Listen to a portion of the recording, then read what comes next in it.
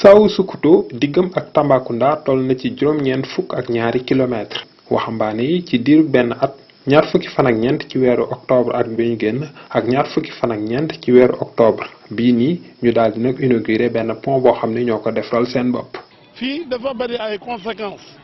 d'abord période par yi lañ nekk jigéen yu bëri bu ñuy matul fii la ñuy amee problème population gis nañ loolu dugg ci àll bi seet garab yoo xam ne mën nañu résister ñu gas def ko ci lépp loo xam ni mun na permettre nit ki accéder ci soins de santé primaire loolu yëpp poussé na leen ci wàllu éducation tamit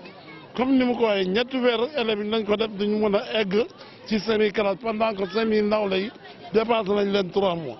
donc loolu yëpp pour saafara ko. waxambaane yi fare ci Sawu Sukuto bëgg itam nguur gi daal di leen jàppale ci wàllum courant jàppale leen tabaxal leen ay salle de classe ak ay mur clôture ci seen collège muy daara bi diggu doomu bi nekk foofu waaye jàppale leen itam ci wàllu wér-gi-yaram. kii di haut conseiller collectivité territoriale Bilali Ba nee na waa PUMA programme d'urgence modernisation axes et territoires frontaliers danañu indi ay saafara tabaxal leen mur clôture ci fi nga xam ni moom mooy ci daara bu diggu doomu di CEM bi nekk foofu la nga xam ni ñoom ñooy waa municipalité bu Maka Koulibantang ñu taxawal ay audience foraine ngir nag ñi nga xam ne ñu ngi faree ci Sawu Sukuto Samba Ngay ak dëkk yi ko wër fekk amuñu ay kayitu juddu ñooñu ñu jàppale leen ñu mën cee jot.